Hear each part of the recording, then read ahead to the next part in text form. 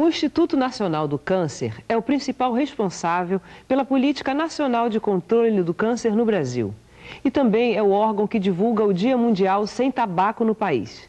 Não por acaso, o Instituto coordena o Programa Nacional de Controle de Tabagismo, que articula ações contínuas em parcerias com secretarias de saúde estaduais e municipais e também organizações governamentais e não governamentais em todo o país. Por meio dessas parcerias, o INCA tem desenvolvido uma série de iniciativas para sensibilizar e mobilizar a população brasileira sobre os danos sociais, políticos, econômicos e ambientais causados pelo tabaco. Para saber mais sobre esse assunto, entrevistamos a assistente social Érica Cavalcante, do Programa Nacional de Controle de Tabagismo do INCA. Para falar sobre a importância do controle do tabagismo, convidamos a Érica Cavalcante, que é assistente social do Programa Nacional de Controle do Tabagismo. Oi, Érica, tudo bem? Oi, Bárbara. Érica, um dos objetivos do Dia Mundial Sem Tabaco é alertar sobre as estratégias de marketing da indústria do tabaco. De que forma a indústria tem tentado atrair novos consumidores, principalmente os jovens? Hoje o que acontece é 100 mil jovens fumam a cada dia. E a indústria do tabaco ela tem todos os seus esforços voltados para atingir esse jovem. Através de quê? De estratégias de propaganda, de marketing, de publicidade, criando assim um parecer social favorável, tá? Então eles trabalham com modelos de comportamento. Quais são esses modelos? Existem modelos que a indústria sabiamente tenta estar articulando isso para criar uma aceitação social favorável ao cigarro. Então, quando você pensa em focar o jovem, tem a questão das novelas, dos filmes, das festas raves, entendeu? Na própria televisão, você vê que a partir de determinada hora, os artistas fumam. E são artistas belos, bem-sucedidos, entendeu? Então, tudo isso é para favorecer essa imagem de aceitabilidade junto ao jovem. Agora, a gente também não pode deixar de falar da questão dos pais, como é importante. Porque se esse jovem está num lar que pais fumam, você já está fazendo o quê? Um modelo de comportamento favorável. Então, hoje a indústria do tabaco, ela joga com todos esses recursos, que são a promoção dos cigarros com locais de fácil acesso. Qualquer lugar, apesar de ser proibido, o jovem com idade abaixo de 18 anos, ele compra fácil, ele tem acesso fácil, aonde? Nas padarias, nos restaurantes, em locais. Então, esse cigarro é de fácil acesso. O preço é muito baixo. O nosso cigarro brasileiro, ele é o 6º mais barato do mundo. Então, isso faz com que ele seja consumido por essa parcela, por essa faixa etária.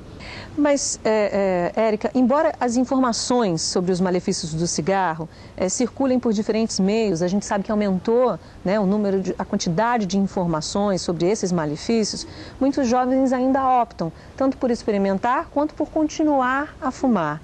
Por quê? O que leva um jovem? O que vocês observam sobre essa iniciação tão cedo? O que leva um jovem a querer experimentar e depois a continuar fumando?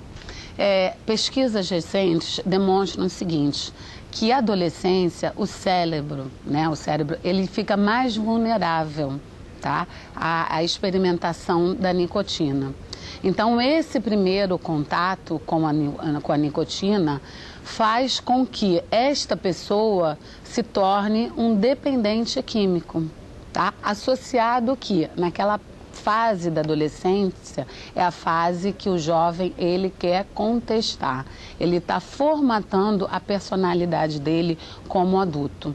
A indústria do tabaco, ela tem exatamente esta noção, porque tem cientistas sociais que são totalmente voltados para atingir essa parcela da população do jovem, porque é o jovem que garante os lucros dessa empresa, porque os seus fumantes regulares, eles vão envelhecendo, vão adoecendo e vão morrendo. Então, essa cadeia, ela precisa ser alimentada pelo jovem mesmo, porque ele vai estabelecer a relação da dependência química.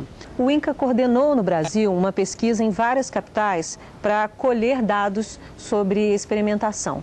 Quem fuma mais cedo? O rapaz ou a moça? O menino ou a menina? Essa pesquisa, na realidade, se chama Vigescola. É uma pesquisa da Organização Mundial do Tabaco, tá? E ela procura conhecer pelos países membros, tá? Nas suas diversas capitais, pesquisas, hábitos, comportamentos, né? Sobre esses escolares de 8º e 9º ano e 1º ano do ensino médio, tá? Sobre as questões do tabagismo. E o que aconteceu? O que se evidenciou nesse estudo?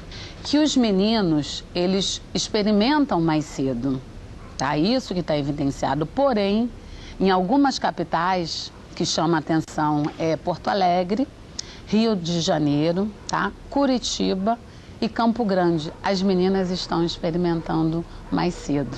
E esses estudos servem para aonde, como é que devem, quais são as ações governamentais que devem estar sendo voltadas, né? Como é que deve abordar esse jovem? Hoje já se sabe que há impactos na saúde do fumante passivo, aquele que não fuma, mas tem contato com a fumaça do cigarro em ambientes fechados. Como está hoje no Brasil a questão da proibição do fumo em locais públicos, como bares, shoppings? O Brasil ele tem uma legislação federal, que é a Lei número 9294 de 1996, que proíbe fumar em ambientes fechados. Só que essa legislação hoje ela está defasada, porque de acordo com a Organização Mundial de Saúde, os ambientes fechados eles devem ser 100% livres da fumaça do tabaco. E esta lei antiga, ela dá brechas para que sejam estabelecidos os fumódromos.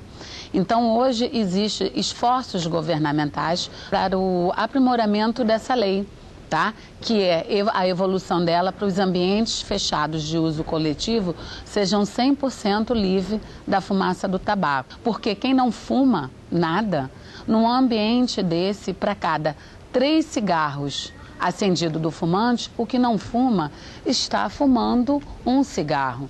Bem, atualmente os maços de cigarro já vêm com imagens que alertam sobre os efeitos nocivos do fumo, né, do cigarro. Como será a nova campanha? Como é que vocês pretendem agora atingir cada vez mais os jovens? A nova campanha, tá, seria a terceira, né? Ela é um estudo pioneiro, tá, que foi feito pelo INCA, pela UF, tá, pela Universidade Federal e pela PUC do Rio de Janeiro.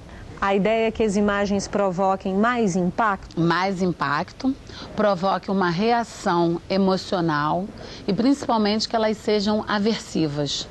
Porque essas embalagens, você tem que observar como é que eles trabalham. Essas embalagens são coloridas, né? São alegres. Os sabores hoje têm estratégias para sabores. Os sabores devem ser mais adocicados, tipo chocolate, baunilha, menta, para facilitar essa experimentação. Agora, Érica, o que muda na vida de quem para de fumar?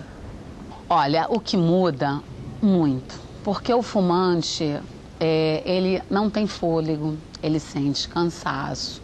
O paladar e o olfato é precário. Então, quando você para de fumar, parar de fumar tem que ser uma decisão. Porque os efeitos do fumo, eles são a médio e a longo prazo. E quem está iniciando, principalmente o jovem, o objetivo é que ele não inicie, que ele evite essa experimentação.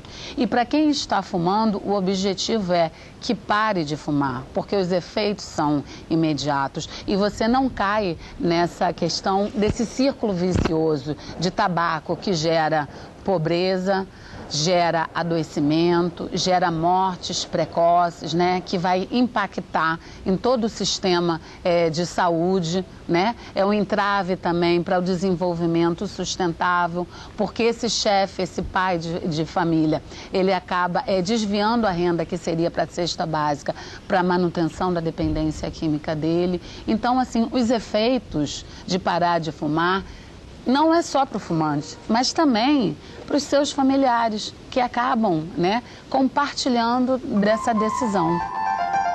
E para saber mais sobre as ações do Programa de Controle de Tabagismo do Instituto Nacional do Câncer e sobre a pesquisa Vige Escola, acesse o site do INCA no endereço www.inca.gov.br/tabagismo. Você vai navegar num mar de informações sobre o tema e vai dispor de recursos audiovisuais para reforçar a campanha de prevenção ao tabagismo entre crianças e jovens. Divulgue essa boa ideia na sua escola, na sua família, na sua comunidade e no seu ambiente de trabalho.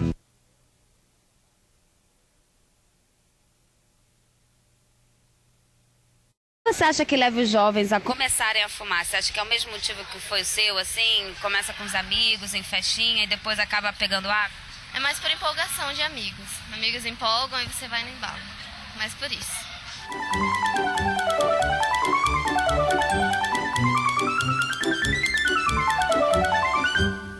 E estamos de volta com a nossa Escola Aberta Especial de hoje, no Dia Mundial Sem Tabaco. O tabagismo é um tema sério e cuidar da saúde não é nenhuma brincadeira. Mas quem disse que é proibido rir? Aliás, já está provado que rir e rir muito só faz bem para a saúde. Nosso próximo vídeo propõe um assunto para lá de sério: mortes provocadas pelo fumo, com muito humor. E ainda desafios de matemática. Como isso é possível? É só você dar uma olhada.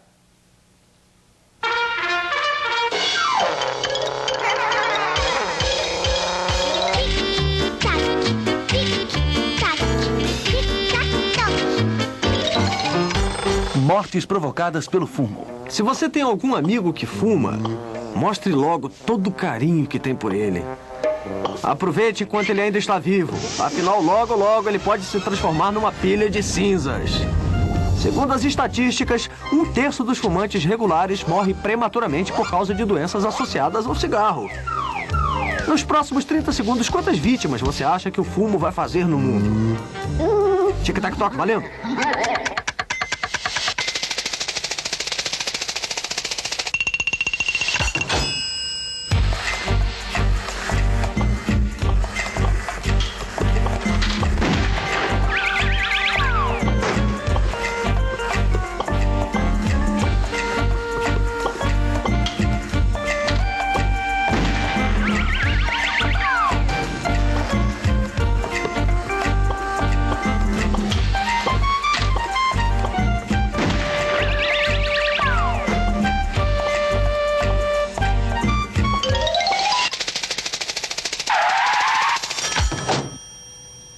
Vítimas.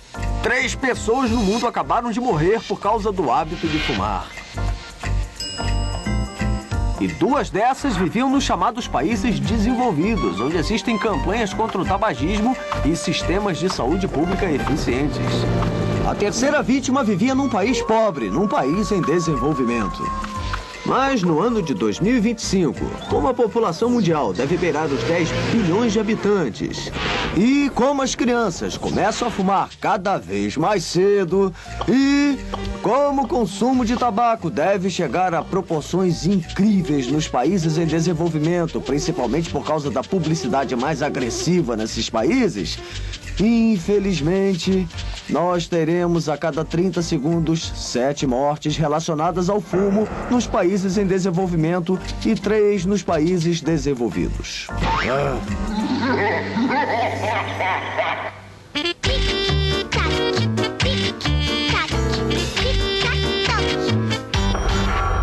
Pergunta: a Primeira Guerra Mundial provocou as mortes de 3.131.500 soldados alemães e franceses.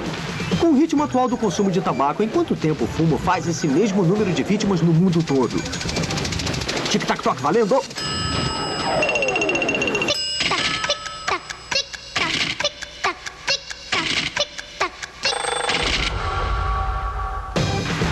...362 dias, 10 horas, 36 minutos e 40 segundos. Ou seja, a matança que a Primeira Guerra provocou ao longo de 4 anos nas tropas alemãs e francesas pode ser conseguida pelo cigarro em menos de 1 ano. Moral da história: se um dia você for para a guerra e for um fumante, tome muito cuidado. O tabaco vai atacar você por dentro com mais agressividade que os inimigos do lado de fora. Distribuição Sinapse, versão brasileira Áudio News.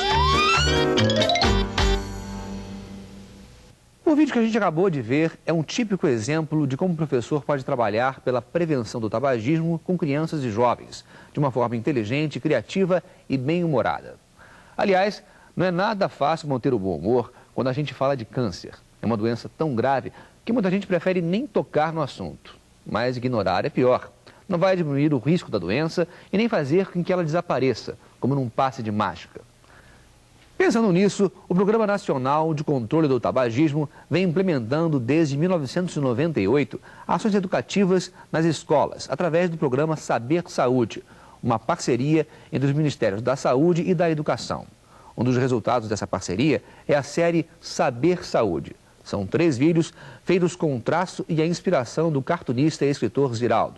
É a participação do artista na campanha de prevenção do câncer e de outras doenças relacionadas ao fumo. O objetivo dos vídeos da série Saber Saúde é informar e sensibilizar professores e alunos sobre a importância de se prevenir, por meio da mudança de comportamentos e da adoção de hábitos saudáveis. Vamos ver agora o primeiro programa da série voltado para o professor, o câncer e seus fatores de risco.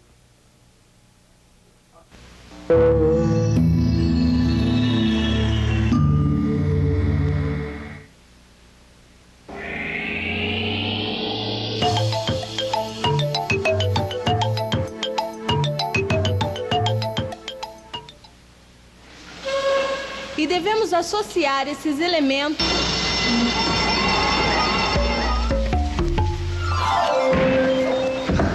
Olá, tudo bem? Do meu ponto de vista privilegiado, eu tenho observado muito a vida de vocês. Ainda não sei tudo, mas já aprendi um tanto. Por exemplo, eu acho que sei por que você é professor. É claro que cada um tem sua história. Mas toda pessoa que escolhe essa profissão faz isso, em grande parte, por idealismo. Não é isso mesmo, lá no fundo? É aquela vontade de ver as coisas funcionarem direito, de espalhar a verdade, de ver essa meninada crescer feliz e se tornar uma turma de adultos melhores do que nós somos. Você é professor por querer que a vida da gente seja sempre a melhor possível. Vida é isso aí. Eu sei que você se alimenta dessa alegria. Você admira a vida, deve curtir muito a vida e deve ficar preocupado com tudo que ameaça a qualidade dessa vida.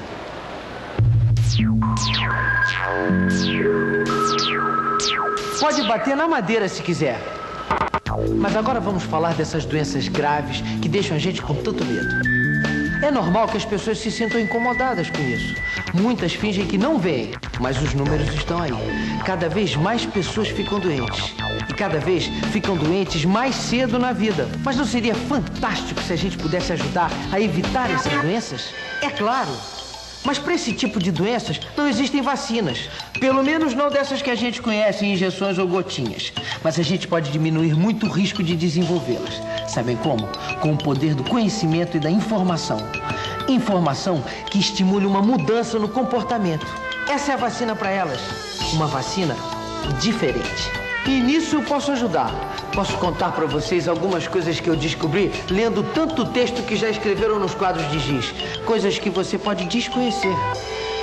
O que provoca doenças graves, como o câncer e o infarto do coração, são agressões que o corpo da gente sofre.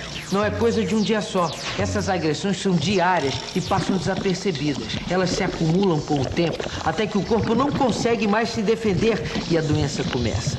Quanto mais o organismo é agredido, maior a chance ou o risco de ficar doente.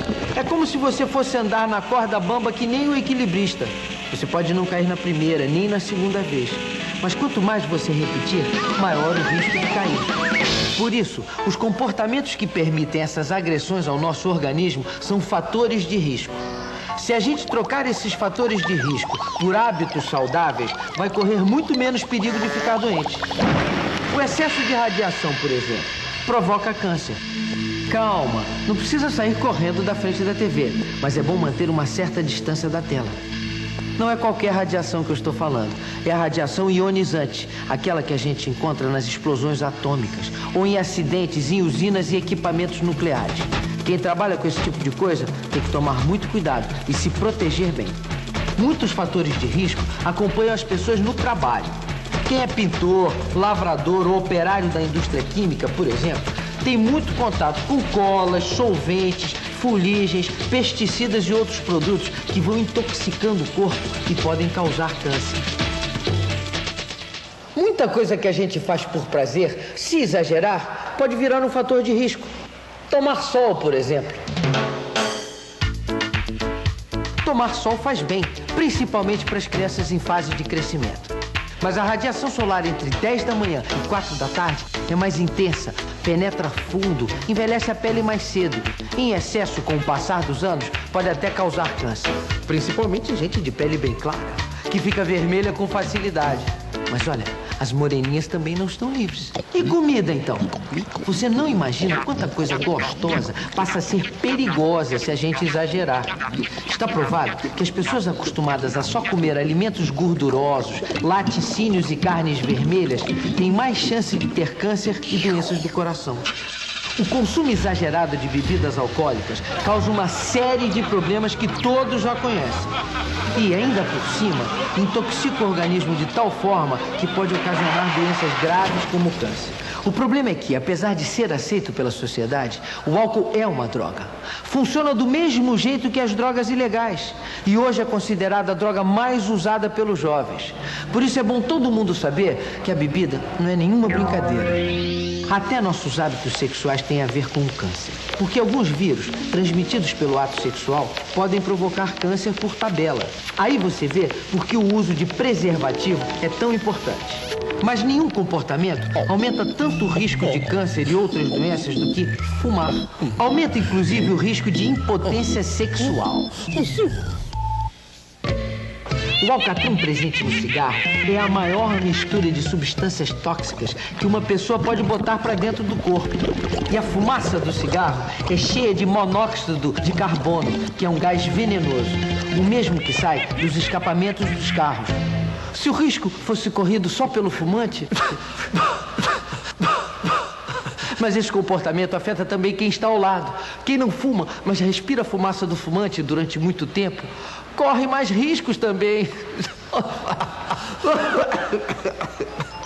E os bebês de pais que fumaram antes e durante a gravidez já nascem com menos saúde. Além disso, a indústria do tabaco prejudica muito o meio ambiente. É uma atividade que esgota o solo, polui o ambiente e provoca a derrubada da mata nativa. A cada 300 cigarros produzidos, é queimada a lenha de uma árvore inteira. Então, por que as pessoas fumam? Certamente elas não estão pensando nessas coisas quando decidem começar a fumar. A maioria começa a fumar muito jovem, quando ainda não está com a personalidade formada e tenta imitar o comportamento de grupos influentes ao qual quer pertencer. A influência por imitação vem dos pais, de amigos mais velhos, de ídolos, mas vem também da publicidade. A indústria do fumo gasta um dinheiro enorme com publicidade, porque é a base do seu negócio. Ela não vende só cigarro, vende imagens enganosas de poder, personalidade, sucesso, virilidade. Imagens que pretendem compensar ilusoriamente a insegurança dos adolescentes. Com a maturidade, essa necessidade tende a não existir mais. Mas então, por que as pessoas fumam? Porque uma vez começado, fumar é um comportamento difícil de mudar. A nicotina do tabaco causa dependência. Funciona do mesmo modo que as drogas ilegais, apesar de ser bem aceita pela sociedade. E faz grande parte dos fumantes sofrer quando deixam de fumar. Mas a recompensa de quem para de fumar é grande. Além da alegria que dá a vencer o desafio, o corpo se recupera relativamente rápido e o risco de doenças graves, diminui bastante. Fazer exercícios físicos e se alimentar bem são as coisas mais importantes que você pode fazer por sua vida. Exercício todo brasileiro gosta. É só praticar. E se alimentar bem é comer tudo que é fruta, legume e verdura. Quanto mais colorido o prato ficar, melhor. Esses alimentos vegetais contrabalançam as substâncias tóxicas que a gente também engole. Só vale cultivar a saúde se for com prazer, porque o estresse também faz mal. Aprenda a descansar e aproveitar melhor o seu tempo. Equilíbrio. É disso que a vida precisa para ter mais qualidade. Para ter sempre momentos alegres como este.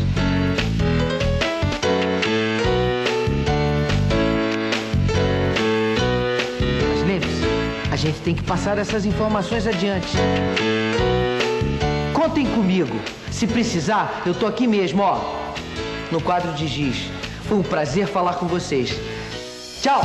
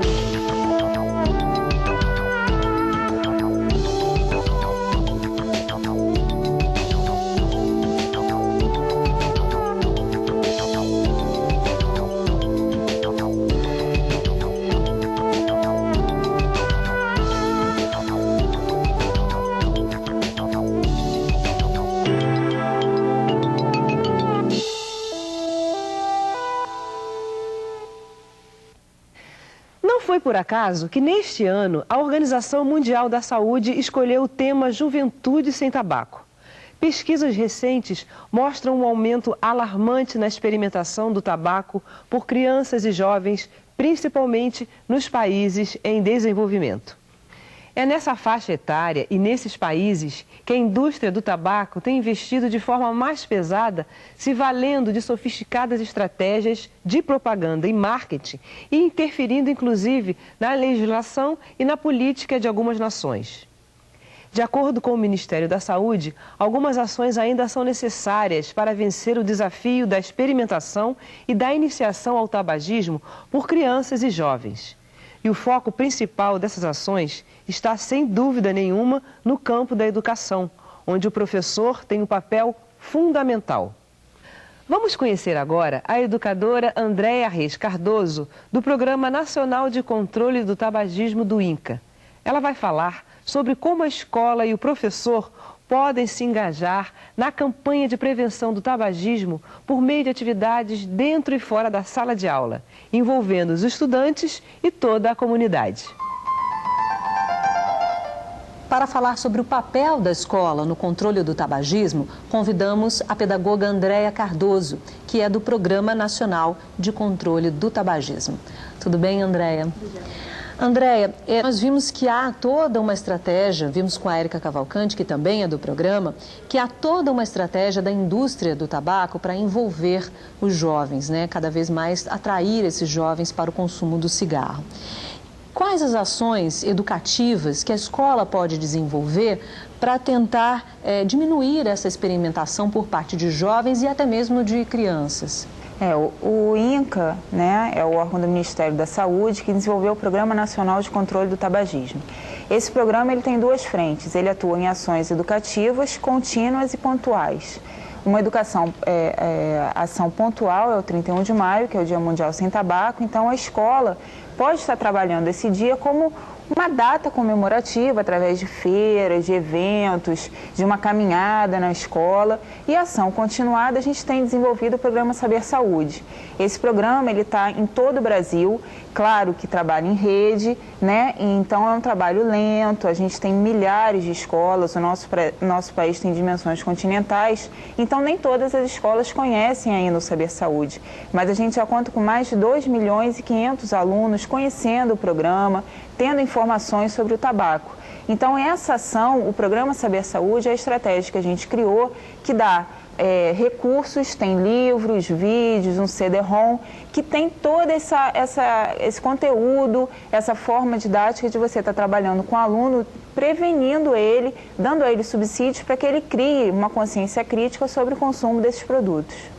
Agora, que ações especificamente na sala de aula o professor pode desenvolver para tentar desconstruir essa imagem construída, principalmente esse marketing construído pela indústria do tabaco? É importante que a gente nunca diga não para o jovem, né? Então, você falar não para o jovem já demonstra um comportamento que possivelmente ele vai querer adotar para que essa atitude de rebeldia, de quebrar paradigmas, ele já tem, né? Isso é intrínseco dele.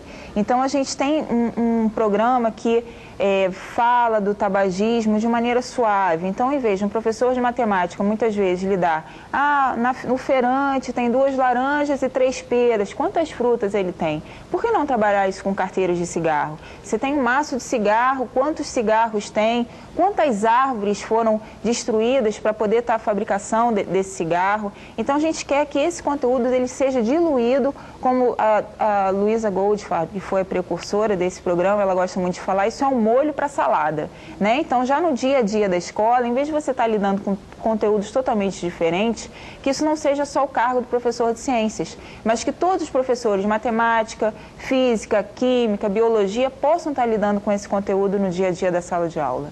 Agora, a gente viu na entrevista com a Érica que a indústria tem toda uma estratégia para maços coloridos, colocar imagens que possam atrair mais esses jovens. Como é que na sala de aula o professor pode desenvolver estratégias, e se é interessante desenvolver estratégias para analisar esses maços, a forma como a indústria apresenta esses maços de cigarro? A gente tem uma atividade no Saber Saúde que é sobre a publicidade. Então, uma professora de português pegou uma publicidade de um cigarro e começou a trabalhar em cima, questionando os alunos. Toda publicidade que você vê é boa, toda publicidade que você vê você acredita, você compra só por conta da publicidade, então levando o aluno realmente a ter uma opinião crítica sobre aquilo, né? Então não ser levado apenas pela publicidade que é mostrada pela indústria. As dramatizações são atividades muito utilizadas nas escolas, né, pelos professores. Esse é um tema que também pode ser trabalhado numa dramatização, por exemplo, e principalmente abordando essas imagens, a forma como a indústria do tabaco apresenta? Claro, claro. A indústria, ela utiliza de vários recursos, né? Então, a gente tem no Sul, como a Érica colocou isso anteriormente, que tem o Clube da Árvore, o Clube da Tia Souza. Então, por que a gente também não pode criar os nossos clubes? Um clube de teatro contra o tabaco, né? Então, a gente pode fazer uma dramatização numa feira de ciências para os pais, para a comunidade, porque a gente não quer fechar a informação apenas na escola, a gente quer ultrapassar as barreiras da escola. Então, é interessante que toda a comunidade escolar tenha acesso a isso, e uma forma disso são as dramatizações. A gente tem atividades também nas ruas, nas praças, com o pessoal do circo, com o pessoal do rap, que também já fizeram várias músicas com isso. Então, o tabaco, os fatores de risco, eles podem ser trabalhados em qualquer matéria, em qualquer disciplina. A gente quer uma intervenção inter e multidisciplinar com qualquer tipo de atividade com esse tema. Você, no início da nossa entrevista, você tocou num ponto importante que é o próprio trabalho do INCA desenvolvido para a escola. Agora, que outras parcerias as escolas podem fazer para discutir esse tema, trabalhar melhor o controle do tabagismo? A gente tem o Programa de Saúde da Família, a gente tem várias ONGs, várias instituições, os próprios médicos, os profissionais de saúde que lidam com isso ao redor da escola. A gente precisa entender o tabaco como um fator que está intrínseco na sociedade, né? É uma droga lícita que todos têm acesso, então todos podem falar dela, né? Então a gente não precisa de nenhum conhecimento prévio, super detalhado, esquematizado. Qualquer um, se você perguntar na rua, vai dizer: o tabaco faz mal? Sabe que faz mal. Muita gente fuma, sabe que faz mal, mas por que não para, né? Porque tem a dependência, tem toda uma bagagem por trás. Vocês desenvolvem trabalhos diretamente com jovens, né? Jovens que estão nas escolas. Qual é a receptividade deles quando vocês apresentam esse assunto? A gente tem uma receptividade muito boa, porque o jovem, quando ele vê o material do Saber Saúde, foi um material totalmente ilustrado pelo Ziraldo. E esse contraponto foi justamente pensado tentando banir a estratégia da indústria, que tem materiais belíssimos, propagandas maravilhosas, na época que tinha a questão da televisão, que ela podia patrocinar eventos e tal. Então a gente pegou esse material ilustrado pelo Ziraldo e ofereceu para a escola para que ela possa realmente agradar o aluno, agradar o professor, mostrar a todos que estão envolvidos nisso a importância de você prevenir. Então a gente tem livros, a gente tem vídeos, a gente tem o CD-ROM que está saindo, a gente tem vários materiais que podem ser adaptados a diversas faixas etárias, inclusive as universidades. A gente tem um projeto em Minas que está colocando o Saber Saúde como um curso de extensão. Então a gente tem várias possibilidades, a gente vê que essa demanda surge por quê? Porque o Saber Saúde, o programa, ele agrada a todos, né? Tem algo que você queira destacar para a gente poder encerrar a entrevista? Eu acho importante as pessoas que fumam buscarem um serviço de saúde para poderem parar de fumar. As escolas que estiverem interessadas em conhecer o programa Saber Saúde do Ministério da Saúde, que procurem as secretarias estaduais de saúde. A gente tem um coordenador em todas as secretarias, nas 27, e que entre em contato com a gente para poder estar recebendo mais informações e se engajando no nosso programa. Você lembra o que te levou a começar a fumar e com que idade? Muito, eu dizer, 14 anos, eu acho. Só para estar com cigarro na boca, assim, fumando, puxando fumaça. Nada por gosto, assim. E estamos de volta com nossa Escola Aberta Especial, hoje, no Dia Mundial Sem Tabaco. No bloco anterior, a gente viu o primeiro programa da série Saber Saúde, com dicas do homem de giz para uma vida saudável. E falar sobre uma vida saudável para crianças é falar sobre uma vida feliz. E essa é a principal inspiração para o vídeo O Homem de Giz, da série Saber Saúde, que vamos ver agora.